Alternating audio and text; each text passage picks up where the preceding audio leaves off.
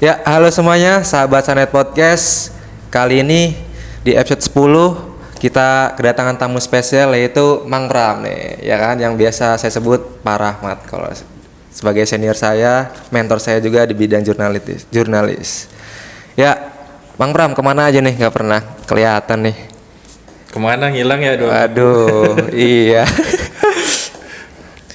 Nggak kemana-mana sih sebenarnya. Cuman ya 2 minggu kemarin sempat ada kegiatan di luar daerah. Jadi sementara meninggalkan kota Cilegon terlebih dahulu. Pantes nih, jarang kelihatan di grup juga sepi gitu kan, nggak ada yang chit-chat gitu, biasanya ngerame kalau di grup tuh. Kalau ada Mang Pram nih. Ngapain Mang di luar Cilegon nih? Ada kegiatan apa nih? Main-main aja sih sebenarnya, main-main cari ilmu, cari pengalaman. Kebetulan diberi kesempatan juga buat belajar di Bogor selama 2 minggu. Ngapain tuh? Dengar-dengar ini nih, apa? Mang Pram nih lolos inkubasi SIN 2021 nih, baik Kemen Praf nih. Nah iya, kemarin alhamdulillah dari tanggal 20 Agustus sampai 3 September mengikuti tahapan inkubasi Masterclass SIN 2021. Keren. Nah ini program dari Kemenpraf, program kelanjutan. Sebelumnya di bulan April lalu saya sudah mengikuti seleksi di daerah. Seleksi di daerah mengikutnya di Kota Bandung. Karena untuk SIN sendiri waktu itu di tahun ini ya. Di tahun ini tuh ada 4 daerah. Pertama itu di Surabaya. Saya udah daftar di Surabaya, ternyata bentor waktunya bentrok sama sidang. Waduh, kemarin itu. Iya nih, denger Pak Rahmat nih baru saja menyelesaikan S1-nya kan di Al-Khairiyah kan, jurusan pendidikan. Selamat dong. Nah itu kan baru selesai kuliah, terus kemudian ternyata ada di Bandung. Nah ikutlah di Bandung, daftar di Bandung dan diterima. Sebelum di Bandung kan belum keluar tuh, setelah Surabaya ada di Padang. Saya udah ancang-ancang tuh ke Padang karena tahu ini kesempatan luar biasa gitu. Ternyata ada di Bandung dan ikut di Bandung, alhamdulillah lolos. Alhamdulillah. Setelah Bandung ada di Padang dan kemudian terakhir di Makassar. Masing-masing daerah itu meloloskan 20 orang dari kelas film sama kelas series. Jadi ada 2. Ada tahapan-tahapannya nggak sih Pak itu Pak? Tahapan ya, kita harus submit karya sebagai pendaftaran. Kita sebagai peserta tetap ada link pendaftaran yang harus kita ikuti. Salah satunya harus menyertakan ide ceritanya apa. Ide cerita, biodata, pasti ya biodata, ide cerita sih yang ditawarkan. Karena yang akan dikurasi oleh panitia itu kan dari ide cerita yang kita tawarkan. Sehingga bisa lolos pada tahap SIN daerah. Alhamdulillah waktu itu lolos dengan judul Sebangbangan. Jadi bukan di masterclass, itu kan Mr. Jaipong. Mr. Jaipong, tapi di awal pendaftaran itu Sebangbangan. Apa tuh Sebangbangan tuh Pak? Kalau boleh tahu nih. Sebangbangan itu saya ngambil cerita tentang pernikahan, adat pernikahan suku Lampung, di mana yang perempuan diculik oleh pihak laki-laki terlebih dahulu gitu. Ternyata pada saat pengembangan ide cerita bersama mentor di SIN Bandung, ceritanya nggak gerak-gerak itu Stuck gitu ya? Stuck, terus nggak mendapatkan poin. Karena kalau untuk membuat cerita film itu beda ya Ki, beda.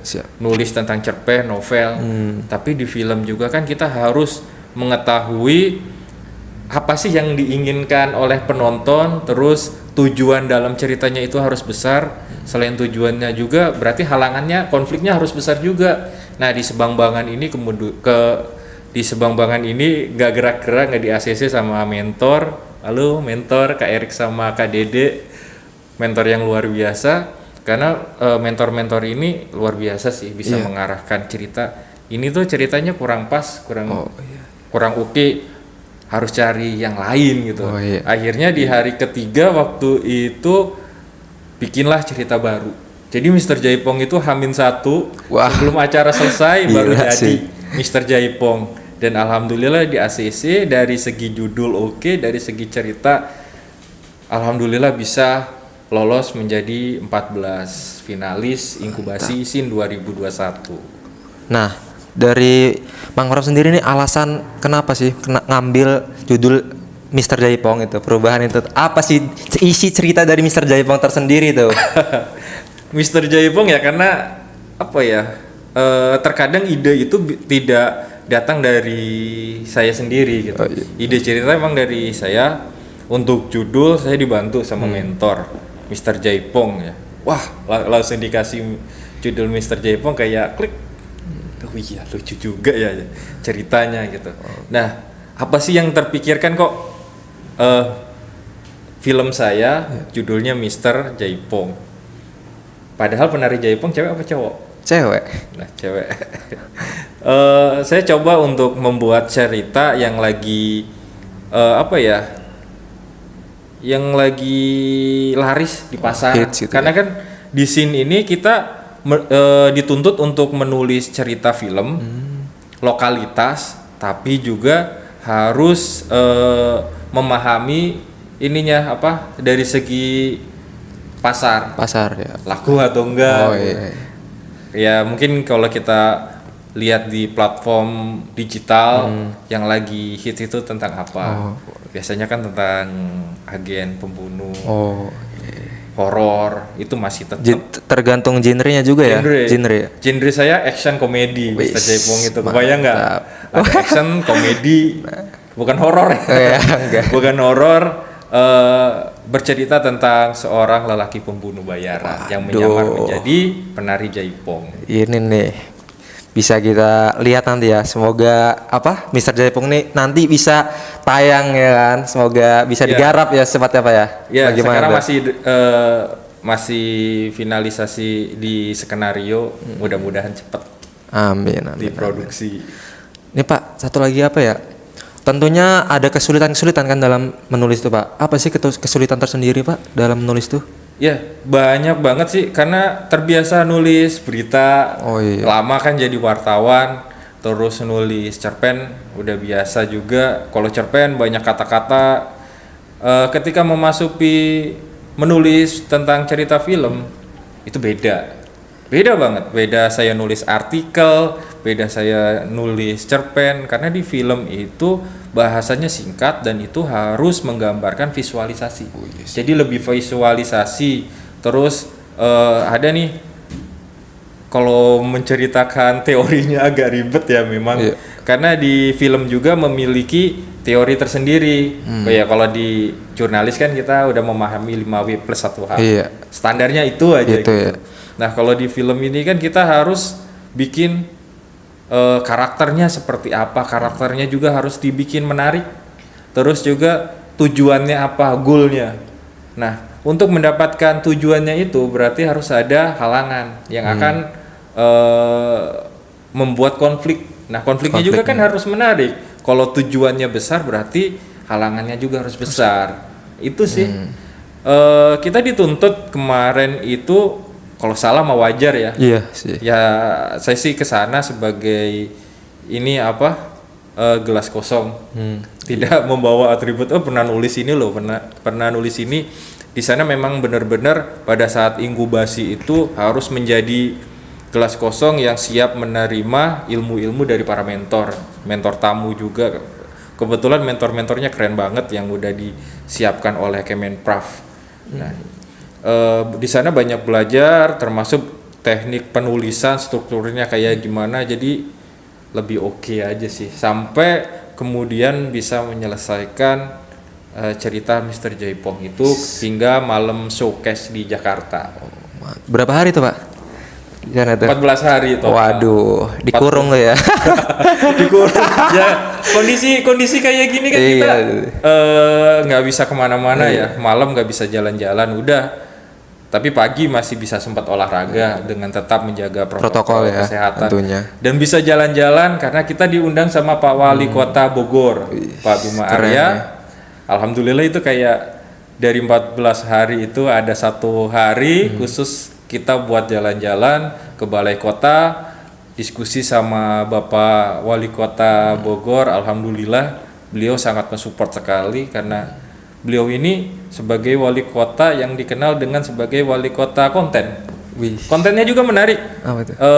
Kemarin pada saat kita diskusi mempresentasikan juga video-video dari Kominfo Kota Bogor. Ini luar biasa. Di Banten kayaknya belum lihat ya? Gitu, apalagi di Cilegon. Video-videonya sangat menarik sekali sih. Karena kata Pak Wali Kota, kita mencoba untuk mempromosikan Bogor dengan zero budget. Caranya dengan apa? Memanfaatkan media sosial ternyata. Dan itu cukup berhasil. Penting ternyata ya sosial media di zaman sekarang ini ya kan. Ya, kalau mengolahnya secara baik, terus konsepnya juga mateng, nggak asal foto, nggak asal bikin video, kan menarik. Mang Pram nih, dalam inkubasi ini ada nggak sih cerita-cerita menarik gitu ya kan tentang selama menjadi peserta, dari peserta lain juga ada cerita-cerita yang lucu nggak gitu tuh? Apa sih gitu? Cerita-cerita lucu pasti banyak ya. 14 hari bersama 7 finalis di kelas film, karena kemarin ini kan ada 14 finalis, kemudian dibagi menjadi 2, ada yang khusus film dan khusus di series, ada kelas bersama, ada kelas paralel masing-masing gitu. Dari 7 orang finalis ini secara personalitinya aja udah beda-beda gitu. Udah beda-beda dan unik, memiliki keunikan tersendiri, lucu-lucu. Sesuai dengan cerita yang dihasilkan. Ceritanya kan beragam, ada 7. Ternyata kepribadiannya yang lucu-lucu juga, adalah hal-hal yang unik sehingga di dalam kelas meskipun sudah melewati 14 hari terus dituntut kita juga menyelesaikan pekerjaan, ada tugas-tugas, PR, deadline, kita udah diajarkan tuh hari ini harus deadline, karena kan kalau di film itu nggak bisa sesuka hati kita gitu, termasuk menulis cerita harus dikejar deadline, itu udah simulasinya udah gitu. Kalau kita serius kan pasti bete ya. Iya sih kalau serius. Ini 7 orang di dalam kelas bersama mentor-mentor yang keren juga, yang sama-sama unik. Jadi di dalam kelas itu ya ada saatnya bercanda, ada saatnya serius, tapi lebih banyak bercanda gitu. Kita ketawa-ketawa, makan-makan, pasti di meja kita itu nggak pernah bersih dari makanan, ada aja. Karena dari 7 daerah nih pada bawa makanan khas daerahnya masing-masing gitu. Keren sih. Itu bisa jadi bekal makan kita selama 14 hari. Kepikir kan? Maksudnya gini, selama itu kita cemilannya itu dari berbagai daerah itu ya. Jadi hari ini kita bisa coba makanan daerah ini, besoknya kita coba daerah lain ya kan. Saya bawa emping, bawa ceplis.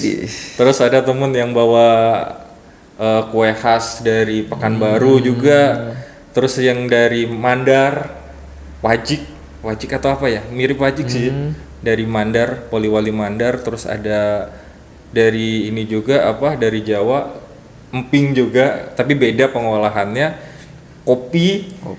Kopi dari Gunung Ijen itu enak banget, dari temen saya di Banyuwangi yang bawa, sama dodol Garut.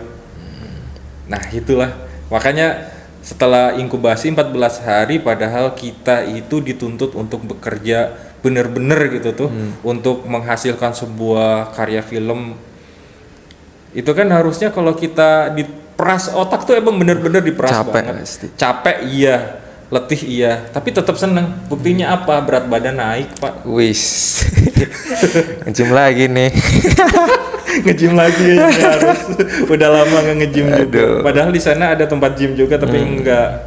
Saking fokusnya ya menulis itu. Nggak bisa.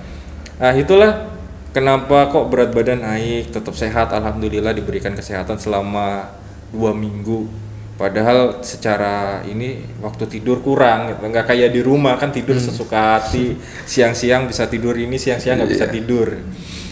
Tinggal mengolah waktunya aja, mengatur waktu kapan untuk belajar, yang pasti jam 9 sampai jam 9 malam itu waktunya belajar. Ada waktu istirahatnya itu ya makan siang, makan malam, sama waktu sholat ya. Nah itu digunakan sebaik mungkin. Kalau saya menyelesaikan tugas-tugas sebelum masuk kelas di hari kemudian, jam 9 setelah salat subuh itu selesain dulu tugas yang harus diselesaikan nih untuk hari ini.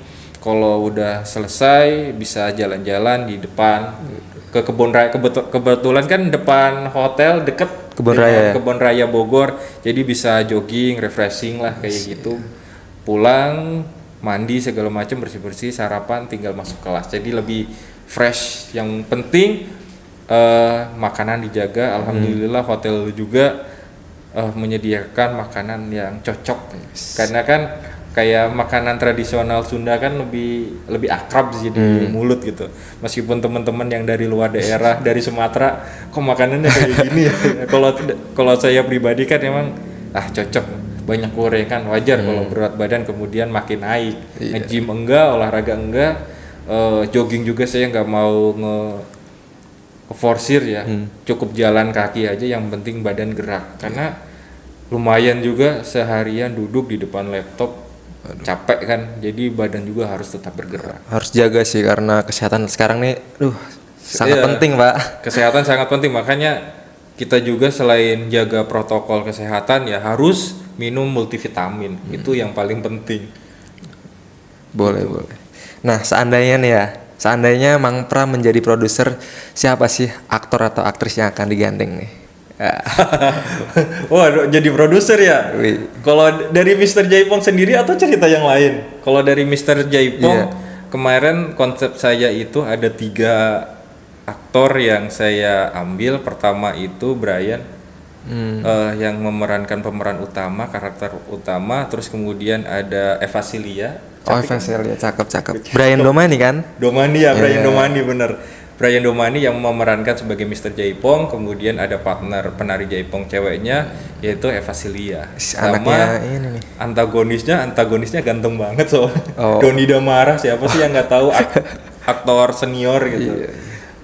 Doni Damara udah malang melintang di dunia perfilman tuh. Nah itu saya menawarkan 3 tokoh itu dalam film ini. Semoga akan menarik sih.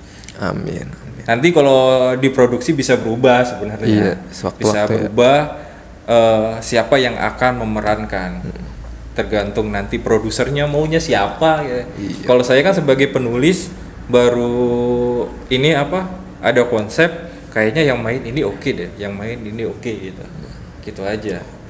Nah, sahabat Sanet Podcast, dari tadi kan kita telah menceritakan kisah dari Mang Pram ya kan, dan sekarang kita mau tahu nih dari kecilnya Mang Pram bagaimana ya kan.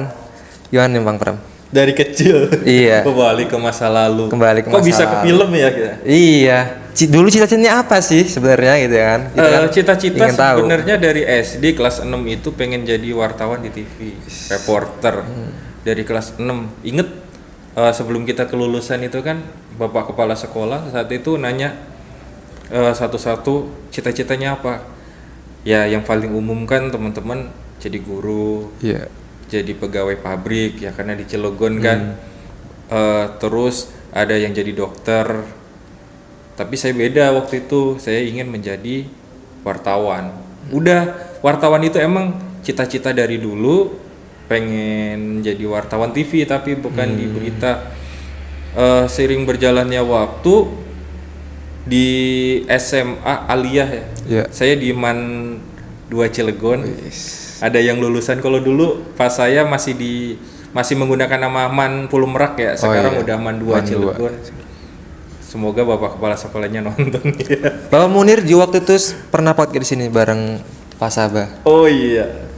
Alhamdulillah guru-guru juga sangat mendukung saya dulu untuk menulis, salah satunya Bu Erika. Bu Erika, guru bahasa Inggris saya yang sangat mensupport sekali.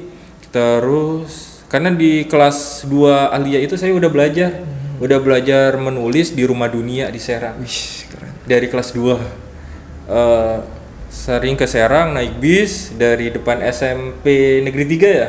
SMP Negeri 3 turun di Patung. Kalau dulu pakai seragam sekolah, hari Sabtu kan pakai pramuka, kadang nggak diminta loh. Ongkos itu. Karena kalau ngongkos juga paling 1.000 gitu. Padahal lumayan jauh sih itu. Udah kelas 2 udah berani belajar menulis di Serang. Nah dari perkembangan itu setelah lulus Alia pernah menjadi co-writernya Golago di Cinema Art. Di Cinema Art nulis FTV pada saat itu tayang di RCTI.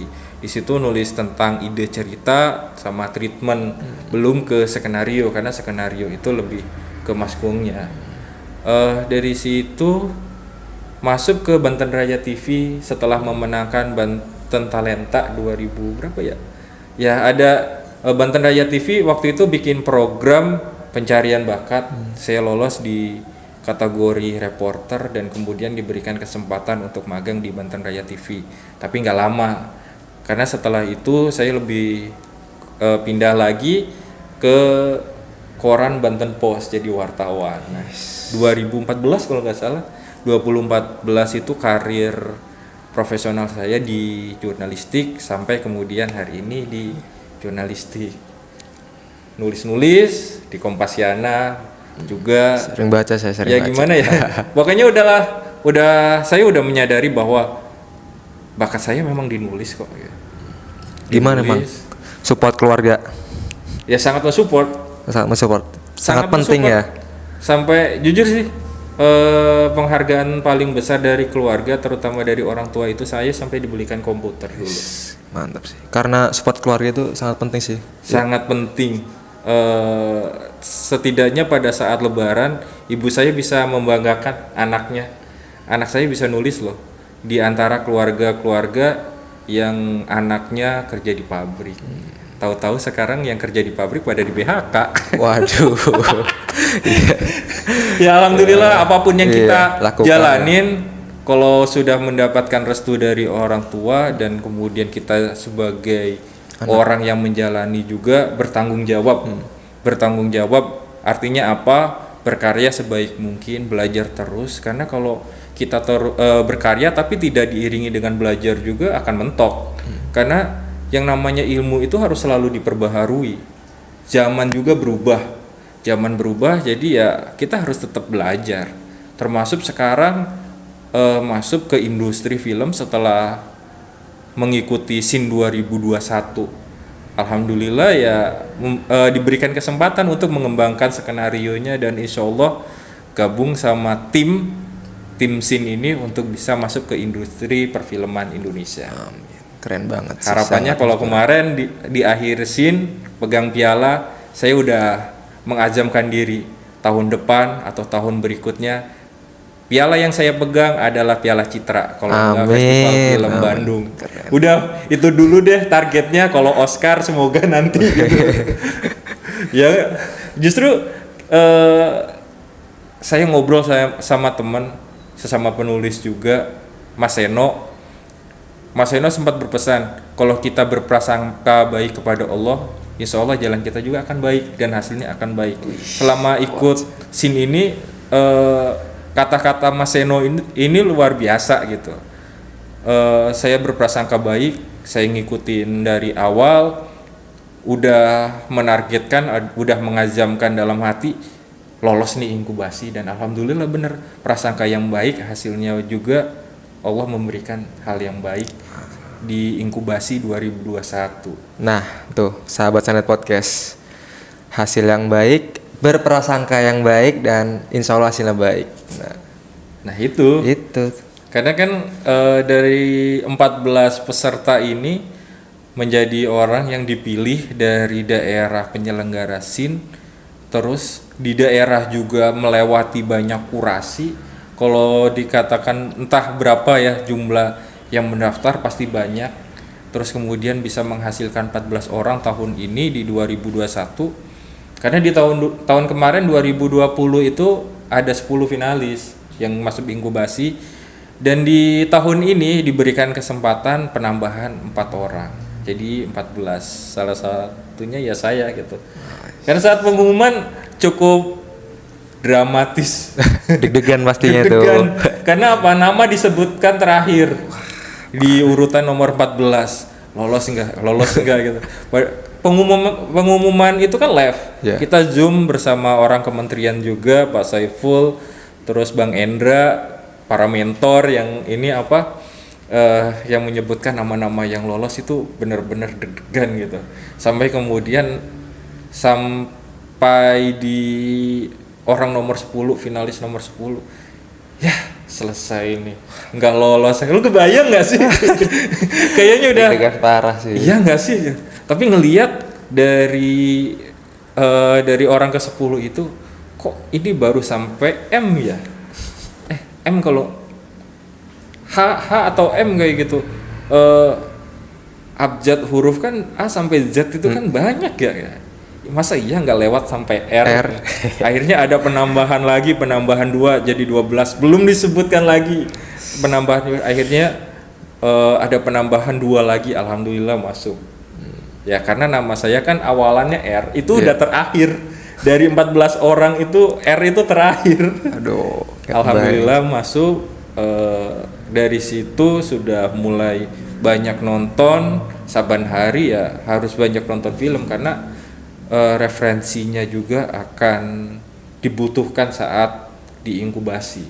Jadi segala sesuatu kalau sudah terpilih harus tetap ada strategi dan harus belajar supaya pada saat kita mengikuti inkubasi ya harus siap, wawasannya juga ditambah, belajar ya udah belajar ya. Nggak pernah haus ya kan, kita akan haus akan ilmu, jangan pernah haus akan ilmu. Kan ngelihat kayaknya 14 orang di kelas film sama series ya, karena seluruh terus kemudian dikerucutkan masing-masing di 2 kelas itu, di kelas film aja, karena kalau kelas series kan saya kurang begitu tahu ya, karena teknik penulisan di film sama series itu berbeda. Kelas film aja ceritanya emang beragam sih, keren luar biasa. Wajar kalau tahun ini scene laris-maris nih banyak yang ngelirik dari pihak rumah produksi gitu. Karena ceritanya menarik. Udah berkembang berarti dari series dulu tuh. Bahkan dari 7 orang selain Mr. Jaipong tetap paling keren ya karena iya kan karena antum sendiri yang nulis. Ada kalau seandainya tadi kan ditanya sebagai produser. Iya. Kalau seandainya saya jadi produser dari 7 orang selain Mr. Jaipong yang saya produksi, saya pengen nyebutin tapi nyebelin juga anaknya gitu. Waduh. Nyebelin juga. Semoga nggak kesinggung ya. Ini kawan saya dari Poliwali Mandar. Paling jauh kayaknya peserta scene di Indonesia bagian timur itu Poliwali Mandar paling jauh. Bercerita tentang gurita raksasa namanya Kawau. Ini ceritanya menarik, ternyata di awal biasa-biasa aja anaknya diem, kemudian karena digerakkan juga sama mentor, dikasih ilmu, kasih masukan segala macem, di final gila ini judulnya itu Ranu di Atas Laut. Itu tuh film yang cerita yang sampai sekarang ini film keren banget loh gitu. Kalau saya seandainya punya duit banyak, saya akan produksi sebagai film animasi. Film animasi ceritanya karena menarik. Referensinya mungkin udah nonton Luka? Animasi. Belum. Itu kan menarik juga gitu kan. Kayaknya cerita tentang gurita raksasa, apalagi lokasinya ini kan bagian timur sana. Di antara Pulau Jawa, Sulawesi sama Kalimantan itu kan katanya sih disebut sebagai piramida Bermudanya di Cilegon di Indonesia gitu. Itu menarik banget sih tentang Ranu di Atas Laut itu ceritanya. Terus ya cerita-cerita lain sama juga menarik, zombinya Kalisti yang dari Pekanbaru juga keren. Terus penari Seblang yang memiliki masalah kelamin ganda. Wah. Itu juga oke juga. Edukasi sih, edukasi bukan itu Pak? Tentang edukasi enggak? Ada pasti nilai-nilai pesan moral yang disampaikan, apalagi tari Seblang itu kan tarian sakral ya yang dari Banyuwangi. Terus ada tentang Sendakala. Mungkin kalau ditarik ke horornya ada Wewe Gombel segala macam, tapi Sendakala ini lebih ke mitos, tapi tidak menceritakan tentang setan-setan kayak gitu, justru ceritanya ditarik ke tahun flashback 1945 kalau nggak salah ya, Vi. Maaf sih kalau salah. Yang nulis Arfi dari Garut. Terus ada lagi tentang komedi, tentang ngidam. Kebayang nggak orang ngidam menjadi Dewi Sinta? Wah, Bapaknya laki-laki saat istrinya hamil, ngidamnya pengen jadi Dewi Sinta. Ceritanya berdasarkan ini juga setelah dia membaca atau terinspirasi dari kisah Ramayana di Ramayana versi Jawa kuno ya. Itu terus apalagi ya? Kalisti udah tentang zombie, itu tentang cerita pekerja Romusa pada zaman Jepang di tahun 1942. menarik tuh sejarah pasti. Membuat tentang Romusa. Terus ada satu lagi sih yang spesial. Apa tuh? Kawan saya dia penyandang tunanetra, Mas Majid dari Sidoarjo. Dia menulis tentang blank spot. Blank spot itu satu blank spot. Kalau di Gunung Mahameru, Semeru, di situ kan ada spot 75. Nah, itu menceritakan tentang anak-anak yang pendaki gunung. Tapi pendaki gunungnya dia tunanetra. Beda dong. Beda sama film 5 cm kan. Beda. 5 cm ya emang ke sana ke Semeru. Tapi kan ceritanya lebih ke persahabatan dan cinta. Ini juga sama kemasannya, tapi cuma alurnya berbeda juga, konfliknya juga berbeda, dan lebih kerennya lagi ditulis oleh penyandang tunanetra. Dia mampu untuk menyelesaikan itu, dan keren banget sih Blank Spot. Pokoknya kalau saya jadi produser udah 7 itu dibikin semua. Wah, keren sih. Tapi kelas series juga keren-keren loh. Kelas series juga karena kita kelasnya beda gitu. Kelas series juga, apalagi series sekarang lagi laris manis kan di platform. Wah gila. Rame banyak series Indonesia yang sekarang ini keren banget. Ya, series yang ada di platform itu kan kayak di Indonesia ada Imperfect. Wah itu kayaknya laris banget. Padahal Imperfect itu kan diambil dari film Imperfect, tapi dibikin series. Ini tuh subplot di film, kemudian yang subplotnya ini dikembangkan menjadi series, dan itu laku banget. Gila, itu keren banget sih Ernest bikinnya Imperfect. Terus Ramadan kemarin ada Ustadz Milenial juga, Rami. Terus banyak sih film-film sekarang di platform digital yang udah ini ya berkembang dan maju. Nah, Kemenprov juga kan sasarannya ke arah situ sekarang.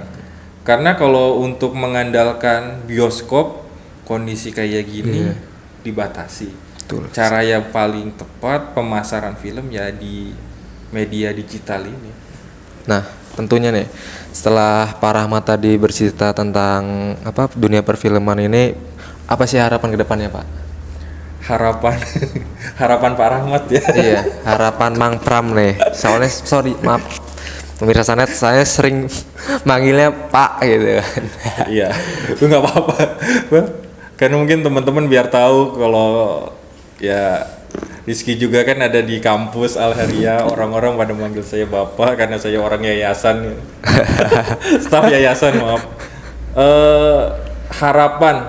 Harapan saat ini setelah mengikuti SIN tentu saja pengen lebih memasuki ke industri perfilman sebagai penulis skenario, insya Allah, karena sekarang udah ada tim dari SIN yang terus membimbing kita untuk bisa masuk ke industri.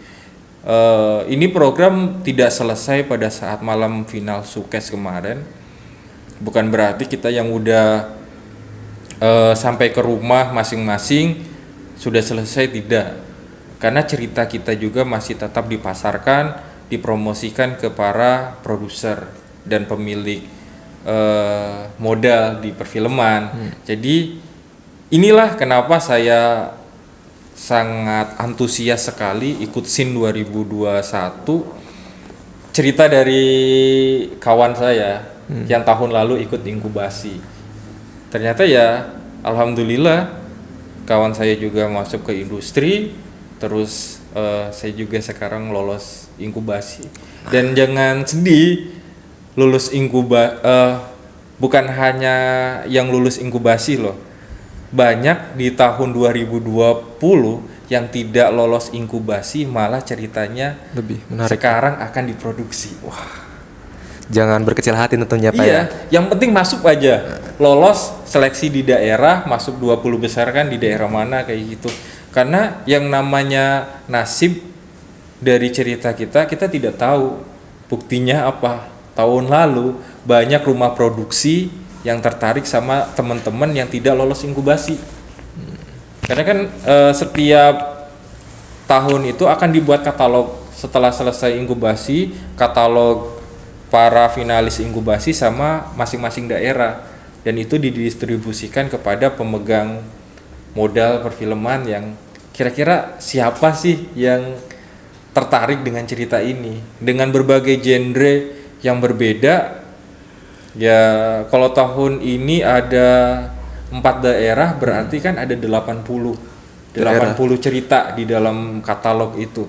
Tinggal rumah produksi mau yang mana nih ceritanya, mulai dari cerita keluarga, anak-anak, horor, action, semua ada, kriminal apalagi. Tinggal mana yang sesuai dengan rumah produksi dan kira-kira secara pasar menguntungkan atau tidak bisa dilihat di katalog SIN 2021. Mang Pram nih, setelah lama di inkubasi ya kan, masterclass ini, setelah kembali lagi dari inkubasi kembali ke kota Cilegon ini, adakah apresiasi dari pemerintah setempat atau dari pemerintah kota gitu? Apresiasi itu.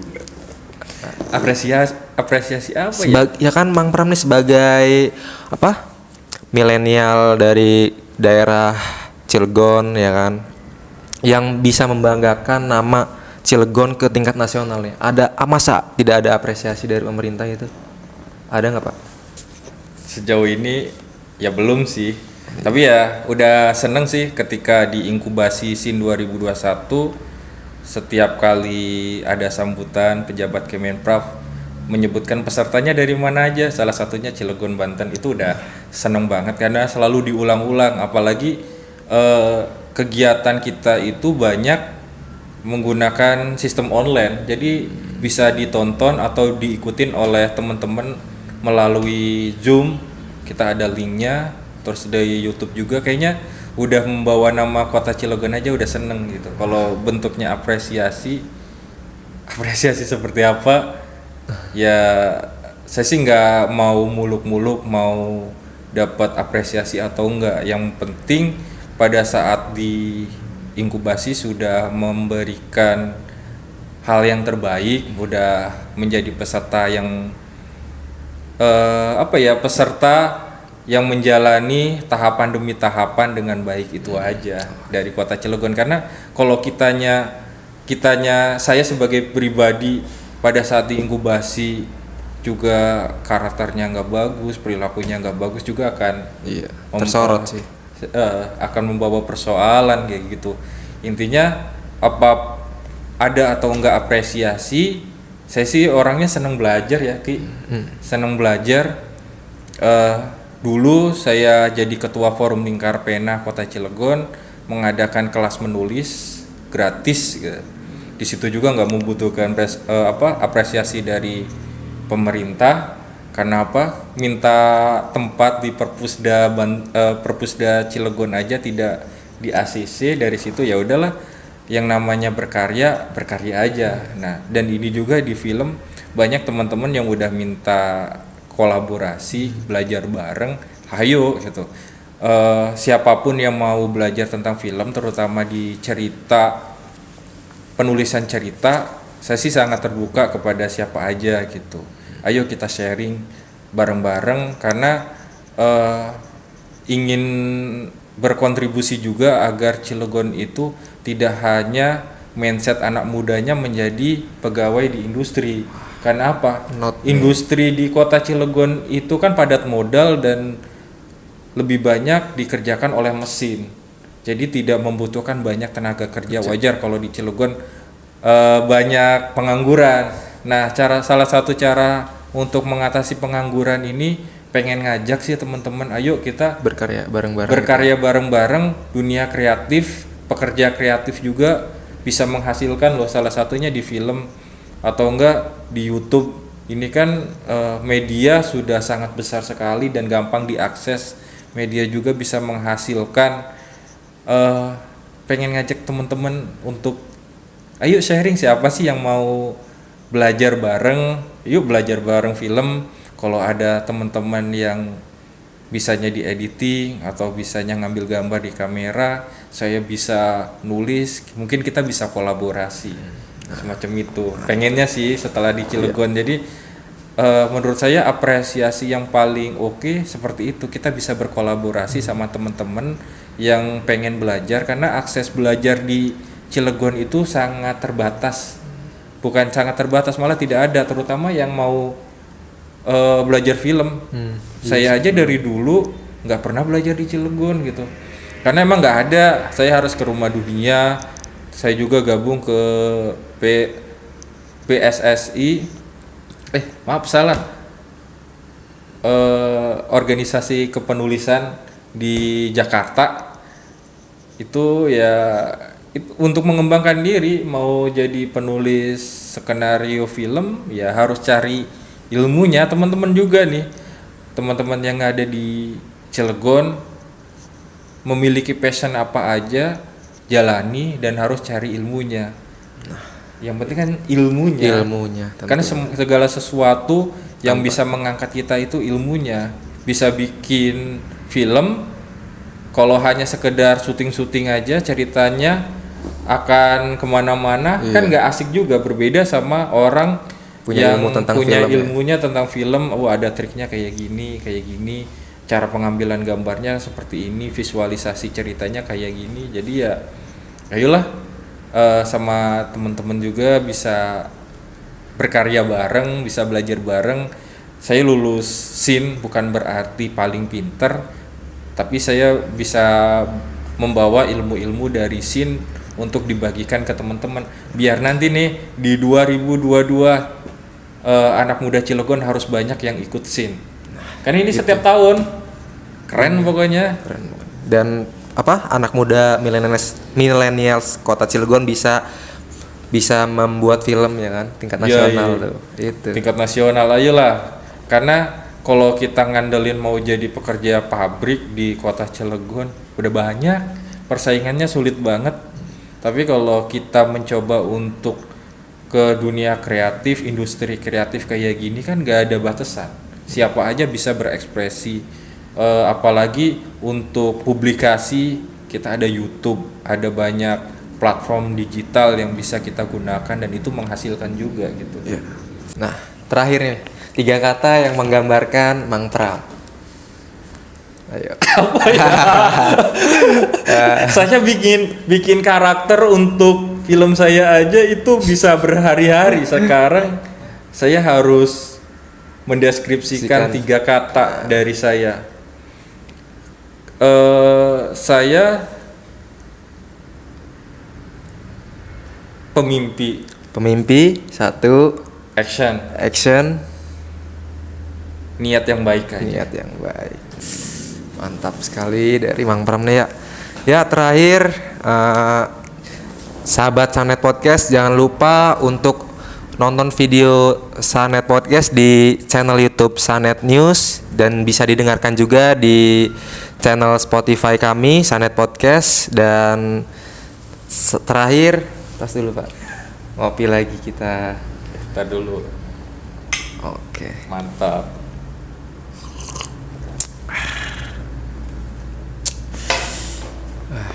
Seger ya. Seger. Ayo sahabat Sanet Podcast, jangan lupa follow ya Instagram kami, semua platform digital kami. Dan saya akhiri, wassalamualaikum warahmatullahi wabarakatuh.